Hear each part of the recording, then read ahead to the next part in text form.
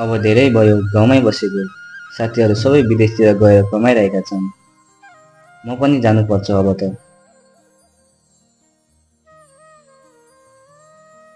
Ticket काटिस् र छोरा? हो बुवा, अब मेरो पालो। अब यो खेतीपातीले कति दिन पाल्ने हो र?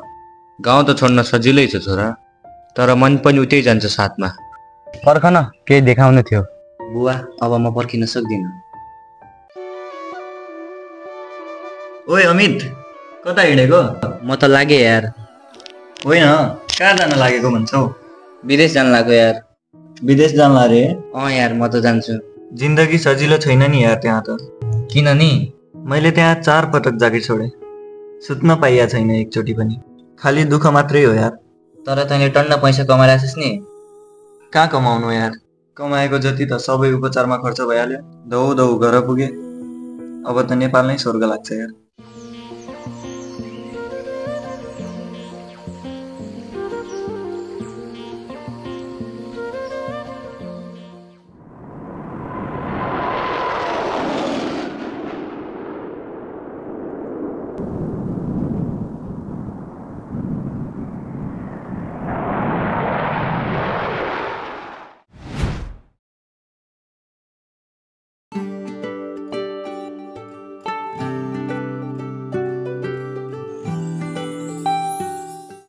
साथीहरू विदेश आएको देखेर विदेश त आइयो, 2 दिन भइसक्यो, काम पाएको छैन। अब खोइ के गर्ने होला, केही कतै काम पायो त हुन्थ्यो।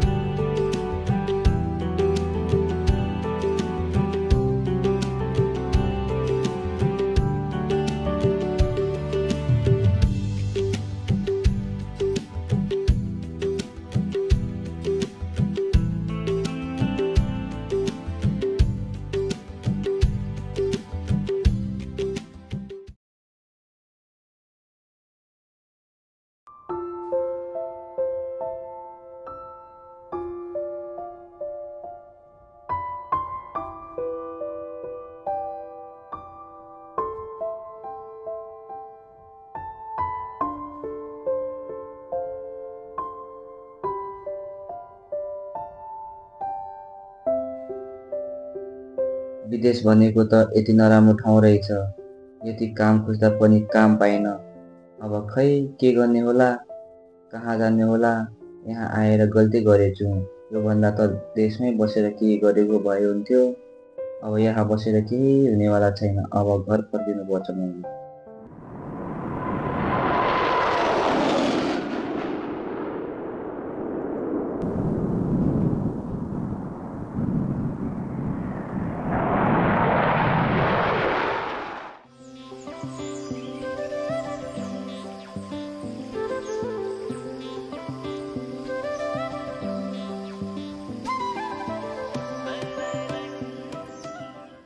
अरे किन फर्किएको छोरा? अब विदेश होइन बुवा, यही नै केही गर्छु। अब तिमी जस्तो युवाले पनि यतै केही गर्छ भने हामी किसान पनि तिमीलाई साथ दिन्छ बाबु।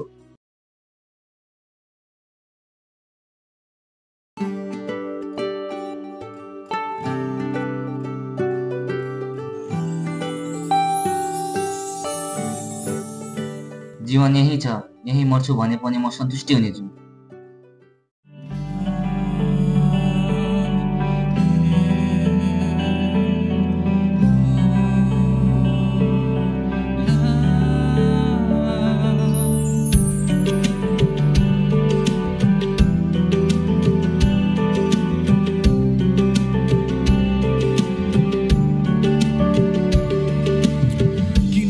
खै म जानलाई विदेशमा अल्झियो जिन्दगी यो सुखको किनबेचमा जवानी लिलामी भो भिजा र टिकेटमा जाँदैछु दुबईतिर काम गर्न भिजिटमा कर्तव्यदेखि टाढा लाग्न नि मिलेन आमा र बाउ छोडी चढियो प्लेनमा कसम यो मन रोयो देखेर तिम्रो आँसु सम्झिँदै तिमीलाई सधैँ ड्युटीमा टोलाइ बस्छु दिमागलाई भुलाइरहन सुर्ती र भोला टोक्छु काँधमा बोरा अनि सुतीको झोला बोक्छु घरको त्यो ऋण तिर्ने जुक्ति र सोचाइ बोक्छु खै दुःख कसलाई बोक्नु आफ्नो ख्याल गर तिमी राम्ररी रोपाइ गर्नु म जस्तै कति युवा देशबाट होला टाढा याद आउँदो होला पहाड नदी अनि खोला नाला गरिबीको दलदलमा पर्दैछन् यहाँ सोझा साझा तिर्नै पर्यो नि महिनावारी रासन कोठा भाडा